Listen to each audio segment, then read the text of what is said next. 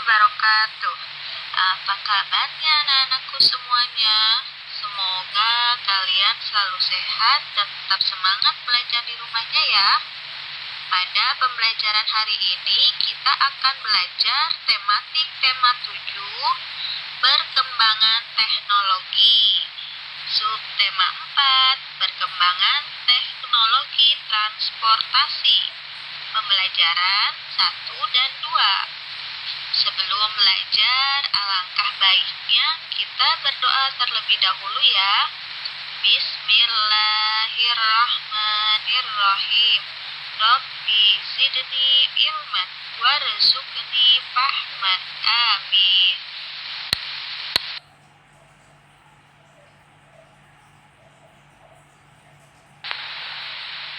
Pada pembelajaran ini, Ibu akan membahas mengenai materi teks bacaan.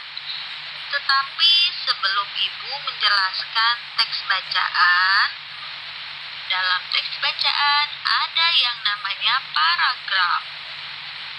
Anak-anak tahu apa itu paragraf? Ya, paragraf itu adalah suatu rangkaian kalimat yang memiliki suatu ide pokok.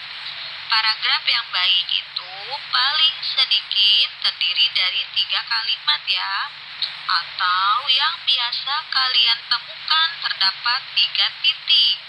Dalam setiap paragraf memiliki 3 poin penting, yaitu kalimat utama, kalimat penjelas, dan ide pokok. Sekarang Ibu akan bahas kalimat utama. Kalimat utama adalah inti dasar sebuah paragraf. Biasanya kalimat utama ditemukan pada awal kalimat yang disebut dengan kalimat deduktif, atau ada juga yang di akhir kalimat disebut dengan induktif atau kalimat induktif ya. Kemudian ada yang kedua, yaitu ide pokok. Ide pokok adalah masalah utama yang dibahas dalam suatu paragraf. Ide pokok juga disebut dengan pokok pikiran atau pikiran utama. Untuk menentukan ide pokok dalam paragraf, kamu bisa mencoba cara berikut. Yang pertama, mengambil dari kalimat utama. Kemudian, mengurangi kata-kata dalam kalimat utama yang tidak perlu. Selanjutnya, menyimpulkan kalimat utama dan menyimpulkan isi paragraf. Itu cara membuat ide pokok dari kalimat utama. Nah, selain kalimat utama, ide pokok, dalam paragraf juga ada yang namanya kalimat penjelas. Apa itu kalimat penjelas? Kalimat penjelas adalah kalimat pendukung dari kalimat utama. Jadi biasanya kalimat penjelas itu ada di kalimat yang kedua, ketiga, dan seterusnya.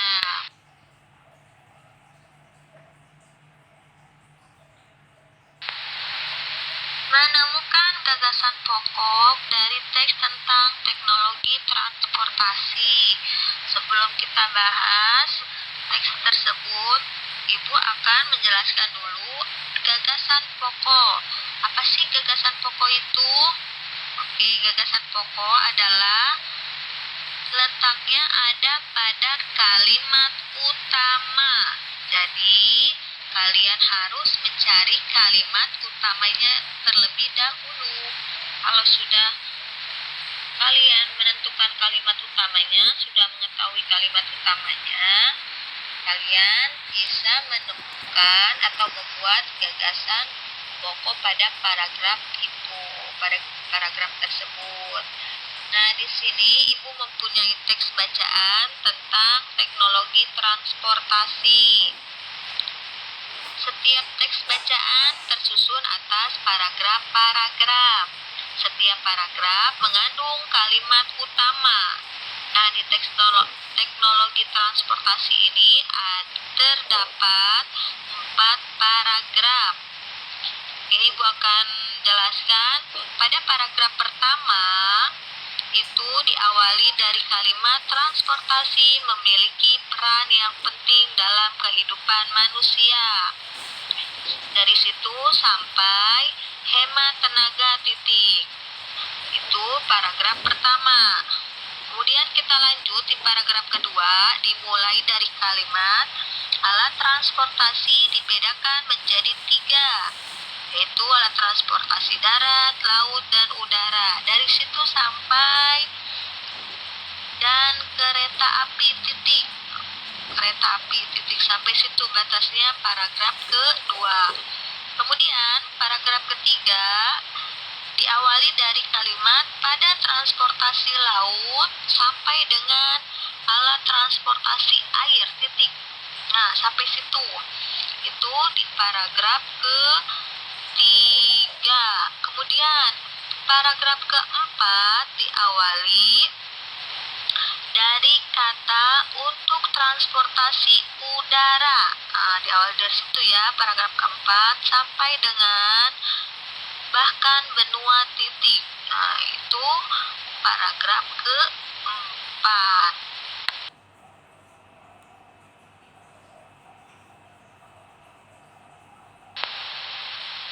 Menuliskan gagasan pokok pada teks tentang teknologi transportasi. Kalian lihat kembali pada teks teknologi transportasi tadi ya. Di situ kita temukan bahwa kalimat utama pada paragraf pertama yaitu transportasi memiliki peran yang penting dalam kehidupan manusia. Itu terdapat di awal kalimat ya anak-anak ya. Jadi kalimat utamanya ada di awal kalimat. Ingat, kalau kalimat utama itu kita tulis semua ya, hingga satu kalimat.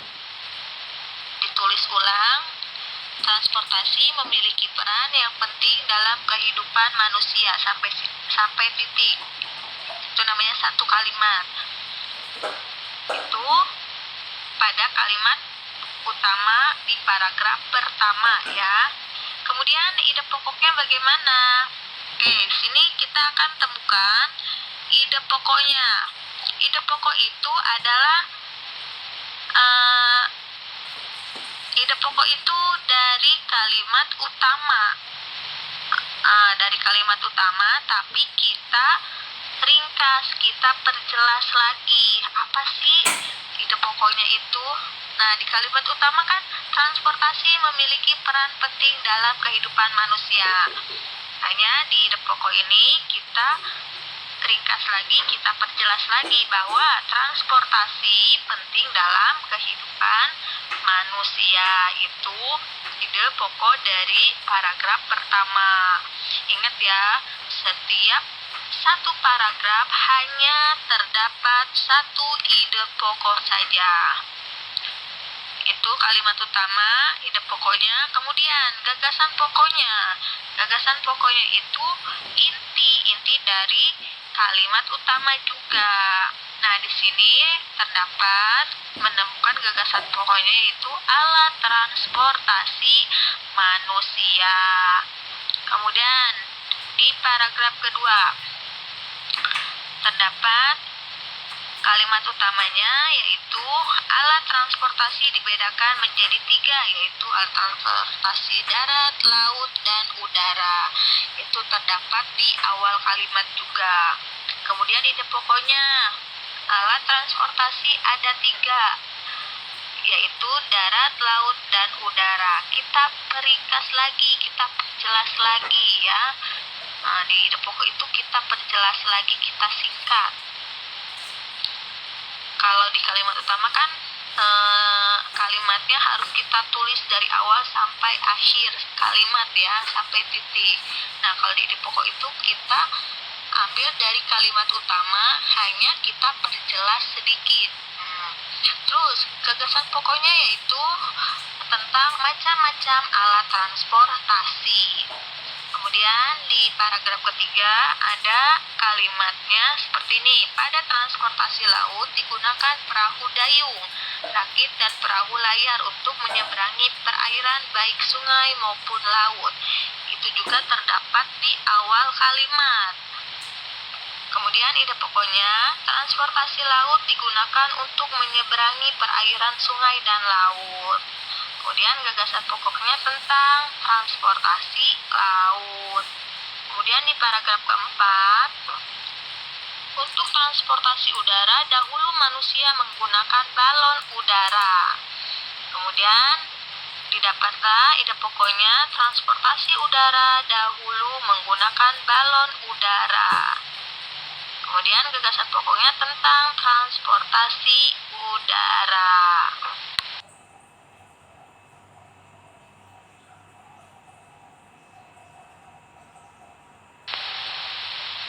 Membuat karya seni rupa dengan teknik potong, lipat, dan sambung. Teknik potong, lipat, dan sambung adalah teknik-teknik dasar dalam membuat sebuah bentuk seni rupa. Bentuk seni rupa dibuat berupa kertas dan bidang. Bidang tersebut dapat berupa kertas, kardus, kain, atau benda dua dimensi lain yang mudah dilipat.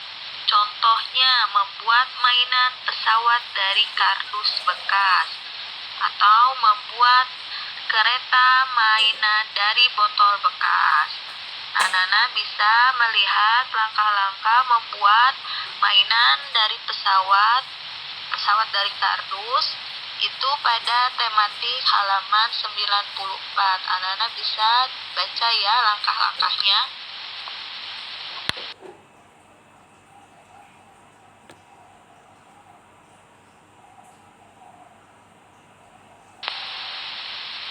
Selanjutnya, keliling bangun datar dapat ditentukan dengan cara menjumlahkan panjang sisi-sisinya. Perhatikan kembali contoh pada gambar 1 dan 2. Pada gambar 1 ada sebuah gambar persegi panjang dengan panjang sisinya yaitu 14 cm, 25 cm, 14 cm, dan 25 cm. Semua sisi-sisinya kita jumlahkan, maka diketahui keliling bangun datar tersebut adalah 78 cm. Nah, selanjutnya, kemudian pada gambar yang kedua, yaitu ada sebuah gambar segitiga sembarang dengan sisi-sisinya 10 cm, 8 cm, dan 5 cm. Maka diketahui keliling bangun datar tersebut yaitu 23 cm. Nah, begitu ya cara menghitung keliling bangun datar.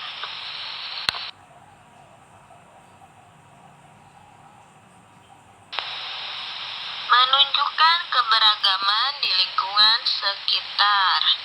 Nah, perhatikan ya, Bu Guru akan bacakan teks yang ada di buku tematik kalian halaman 98. Kalian bisa lihat buku kalian masing-masing ya. Lani bersama ayah dan ibunya mengunjungi saudaranya di Bali menggunakan transportasi bis. Bis merupakan salah satu alat transportasi darat. Untuk sampai di Bali, bis yang ditumpangi Lani harus diseberangkan dengan menggunakan kapal laut. Bus dinaikkan ke dalam kapal feri dan menempati ruang khusus. Sedangkan para penumpang menempati ruangan khusus penumpang. Lani duduk di samping ayah dan ibu. Lani mengamati keberagaman penumpang kapal laut. Ada penumpang dewasa dan ada penumpang yang masih anak-anak. Lani juga melihat penumpang dari berbagai daerah. Mereka berbicara dengan bahasa daerah asal. Perjalanan terasa nyaman dan menyenangkan karena para penumpang mengikuti petunjuk keselamatan. Meskipun berasal dari berbagai daerah, para penumpang saling menghormati. Para penumpang menjaga ketertiban sehingga tidak mengganggu penumpang yang lainnya.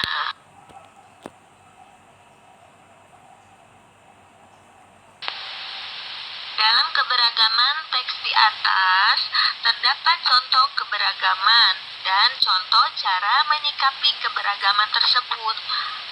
Pada contoh keberagaman misalnya, ada penumpang dewasa dan ada juga penumpang anak-anak.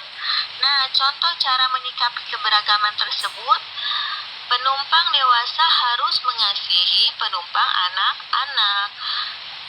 Karena anak-anak itu butuh tempat duduk, jadi kita harus memberikan kenyamanan untuk anak-anak juga ya. Selanjutnya ada contoh keberagamannya keanekaragaman bahasa daerah. Nah, terdapat berbagai macam bahasa daerah. Contoh cara menyikapi keberagaman tersebut yaitu kita harus saling menghargai dan menghormati setiap bahasa yang ada di Indonesia, karena bahasa Indonesia itu yang ada di Indonesia itu beragam ya anak-anak, jadi kita harus saling menghargai, tidak ada yang saling mencela ya. Itulah keberagaman yang ada di negara kita.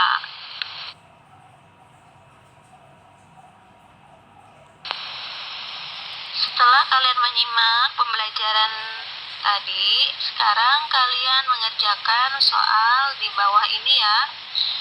Di sini ada teks tentang transportasi pada masa lampau.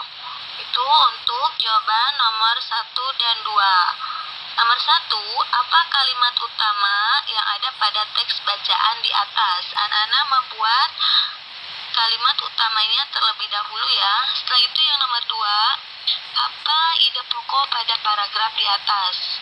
Setelah membuat kalimat utama, kalian membuat ide pokoknya. Yang ketiga, apa bahan dan alat yang digunakan untuk membuat pesawat mainan ya.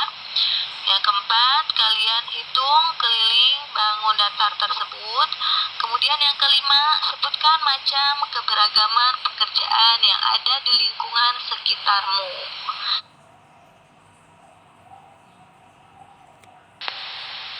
Alhamdulillah, pembelajaran kita sudah selesai. Itu tandanya pembelajaran kita telah berakhir ya. Apabila ada kesalahan, Ibu mohon maaf. Tetap semangat belajar di rumah.